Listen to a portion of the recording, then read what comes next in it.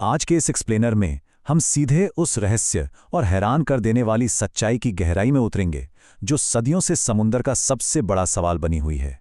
Bermuda triangle, एक ऐसी जगह जहां डरावनी किस्से कहानियां और वैज्ञानिक सच आपस में टकराते हैं।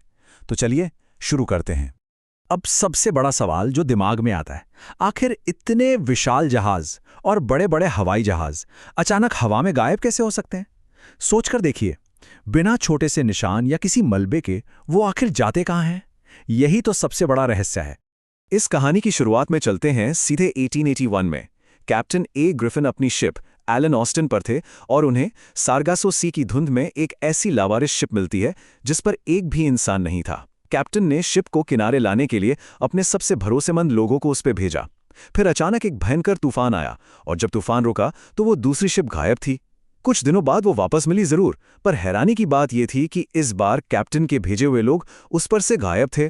उन्होंने दोबारा एक क्रू भेजा और इस बार वो शिप हमेशा के लिए लापता हो गई। बिल्कुल किसी डरावनी कैंपफायर स्टोरी जैसा लगता है ना? तो आइए सबसे पहले बात करते हैं पहले हिस्से की, गायब होते जहाज़ों का इतिहास। असल में बरम्यूडा ट्रायंगल अटलांटिक ओशन का करीब 5 लाख स्क्वायर माइल्स का एक बहुत बड़ा इलाका है। अगर मैप पर फ्लोरिडा, बरम्यूडा और पोर्टो रिको को जोड़ती हुई एक लाइन खींची जाए तो ये एक ट्रायंगल यानी त्रिभुज बन जाता है। दिलचस्प बात यह है कि ये आकार और इसका ये फेमस नाम दोनों ही 1964 में विंसेंट गैडिस नाम के लेखक ने पहली बार एक मैगजीन आर्टिकल में दिए थे। उसके पहले इसे इस नाम से कोई नहीं जानता था। और देखिए, ये रहस्य कोई नया नहीं है। करीब 534 साल पहले 1492 में क्रिस्टोफर कोलंबस ने अपने सफर के दौरान यहां कंपास की सुइयों को पागलों की तरह घूमते देखा था और आसमान से आग के गोलों को समंदर में गिरते हुए भी। फिर 1840 में एक फ्रेंच शिप रोजली मिली जिसमें सामान और जानवर तो सही सलामत थे, पर इंसान एक भी नहीं। 1881 में वही एलन ऑस्टिन वाली घटना हुई और 20th सेंचुरी आते आते 1918 में यूएसएस साइक्लॉप्स और 1945 में फ्लाइट 19 के अचानक गायब होने ने तो पूरी दुनिया के होश उड़ा दिए। ये सब देखने के बाद अब आते हैं दूसरे हिस्से पर, इतिहास की सबसे मशहूर लापता घटनाएं। यूएस साइक्लॉप्स के साथ जो हुआ वो सच में रोंगटे खड़े करने वाला था। मार्च 1918 में फर्स्ट वर्ल्ड वॉर के ठीक बीच यूएस नेवी का ये विशाल वॉरशिप 306 लोगों और 10,800 टन मैंगनीज के साथ यहां से गुजर रहा था। बिना किसी वार्निंग, बिना किसी इमरजेंसी सिग्नल के रेडियो कांटेक्ट टूट गया। लगातार 90 दिनों तक अटलांटिक के कोने कोने में सर्च ऑपरेशन चला, पर इस मैसिव जहाज का एक छोटा सा टुकड़ा तक नहीं मिला। इससे एक बात तय हो गई कि अमेरिका की सेना के सबसे ताकतवर जहाज भी इन लहरों से बचे नहीं थे। यूएसएस साइक्लॉप्स के बाद अगर किसी हादसे ने सबसे ज्यादा ध्यान खींचा तो वो था फ्लाइट 19। ये बताता है कि कैसे एक बिल्कुल साफ दिन अचानक एक डबल ट्रेजेडी बन गया। 5 दिसंबर 1945 को 5 नेवी बॉम्बर्स फ्लोरिडा से रूटीन प्रैक्टिस पर निकले। अचानक कंपास काम करना बंद कर देते हैं और नीचे पानी का रंग अजीब सा दिखने लगता है। लेफ्टिनेंट टेलर ऑर्डर देते हैं कि प्लेन्स को समुद्र में ही इमरजेंसी लैंड करना पड़ेगा, और बस वहां से सब शांत। उन 5 प्लेन्स के साथ साथ उन्हें ढूंढने गया 13 लोगों का रेस्क्यू प्लेन भी उसी दिन हमेशा के लिए गायब हो गया। अब हो सकता है लगे कि ये तो पुरानी बातें हैं, तो 1970 का ये इंसिडेंट सुनिए।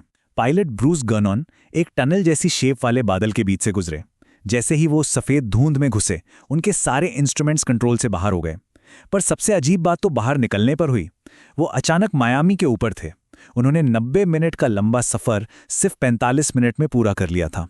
उनके प्लेन की top speed 180 miles per hour थी, पर इस हिसाब से उन्होंने 300 माइल्स पर आवर की रफ्तार पर उड़ान भरी थी, जो उस जहाज के लिए टेक्निकली असंभव था। उस दिन आखिर हुआ क्या था? ऐसी ही घटनाओं की वजह से कई वाइल्ड स्पेक्यूलेशंस शुरू हुए। तो अब बढ़ते हैं तीसरे हिस्से की तरफ, वर्म होल्स, एलियंस और एटलांटिस की पॉपुलर थियरीज। एक इंसानी फितरत है कि जब ठीक जवाब नहीं मिलते तो कल्पना की उड़ान बहुत ऊंची हो जाती है। यहां लोगों ने क्या क्या दावा नहीं किया। किसी ने कहा यहां दूसरी दुनिया में ले जाने वाले इंटर डायमेंशनल वॉर्म होल्स हैं। कुछ ने जायंट समुद्री राक्षसों को दोष दिया। सीक्रेट एलियन बेसेस और यूएफओ की कहानियां आम होने लगीं। यहां तक कहा गया कि बिमिनी रोड के पास पानी के नीचे डूबा हुआ प्राचीन शहर अटलांटिस है, जिसके एनर्जी क्रिस्टल्स इन जहाज़ों को अपनी तरफ खींच लेते हैं। और कुछ लोग तो इसे अमेरिका के टॉप सीक्रेट मिलिट्री एक्सपेरिमेंट्स का नाम भी देने लगे। ख्याली कहानियों की कोई कमी नहीं थी।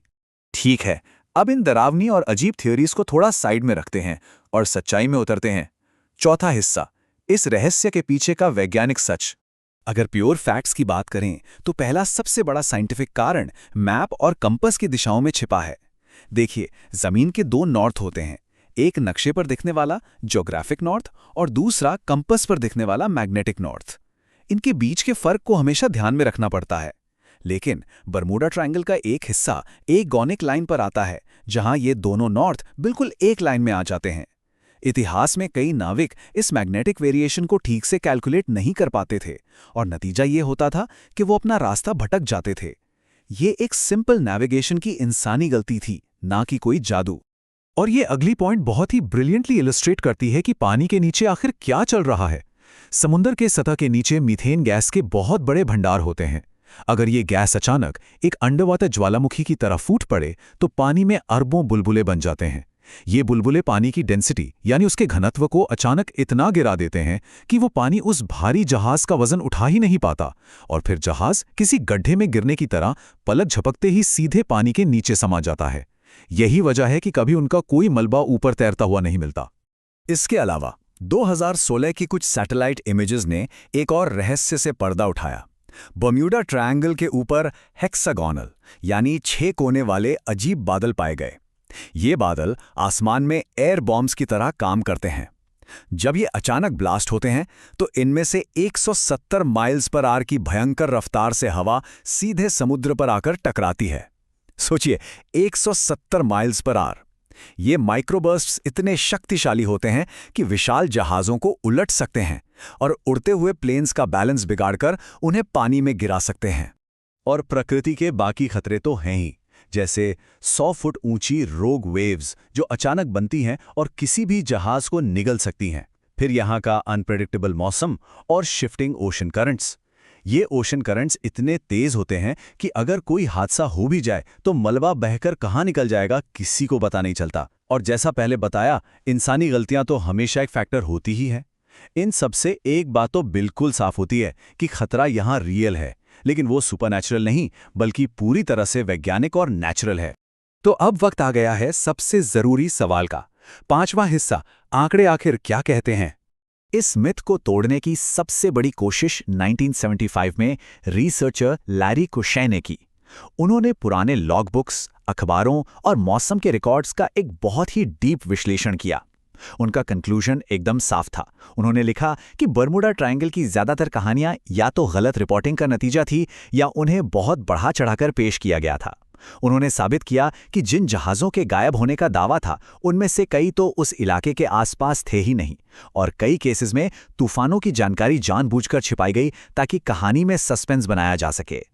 अगर ठोस ऑफिशियल डेटा की बात करें तो तस्वीर बिल्कुल ही बदल जाती है। दुनिया की सबसे बड़ी साइंटिफिक एजेंसी नोआ साफ कहती है कि इस इलाके में हादसों का रेट किसी भी दूसरे नॉर्मल समुद्री रास्ते से बिल्कुल ज़्यादा नहीं है। लॉयड्स ऑफ लंदन, जो दुनिया की सबसे बड़ी मरीन इंश्योरेंस कंपनी है, वो यहाँ से गुजरने पर कोई एक्स्ट्रा इंश्योरेंस प्रीमियम चार्ज नहीं करते क्योंकि उनके डेटा में यहाँ कोई एक्स्ट्रा रिस्क नहीं दिखता। और सबसे बड़ी बात पता है क्या है? यूएस कोस्ट गार्ड ऑफिशियली इसे कोई मिस्टीरियस जोन मानती ही नहीं है। असल नक्शे पर बर्म्यूडा ट्रायंगल की कोई तय सीमा या बाउंड्री एग्जिस्ट ही नहीं करती। एक और रोचक बात बताता हूं, बर्म्यूडा ट्रायंगल दुनिया का अकेला ऐसा हिस्सा नहीं है। जापान के पास पैसिफिक ओशन में एक जगह है जिसे ड्रैगन ट्रायंगल कहते हैं, और भारत में भी उड़ीसा के पास अमारदा का इलाका है। वहां भी बिल्कुल वैसी ही हैरान अंगेज घटनाएं रिपोर्ट होती हैं। और मज़ेदार बात यह है कि ये तीनों लगभग एक ही लैटिट्यूड पर मौजूद हैं। फ़र्क सिर्फ इतना है कि उन बाकी जगहों को लेकर हॉलीवुड की फिल्में नहीं बनी और सस्पेंस से भरी मैगजीन स्टोरीज नहीं लिखी गईं, इसलिए वो उतने मशहूर नहीं हुए। तो इस एक्सप्लेनर के आखिर में एक बड़ा सवाल पीछे छूट जाता है। जब प्रकृति का अचानक बदलने वाला खतरनाक रूप इंसानी ख्यालों से टकराता है तो क्या हम विज्ञान की ठोस, थोड़ी बोरिंग सच्चाई अपनाना पसंद करते हैं, या फिर उन खौफनाक और रहस्यमयी कहानियों को जिन्हें सुनने में मजा आता है? बर्मुडा ट्रायंगल की दास्तान हमें यही सिखाती है कि एक आम पर थोड़ा खतरनाक समुद्री रास्ता सिर्फ स्टोरी टेलिंग और अफवाहों के दम पर कैसे सदियों तक एक अमर दास्तान बन सकता है। सोचिए जरूर और हमेशा फैक्ट्स और साइंस के लेंस से ऐसी बातों को देखने की कोशिश कीजिए।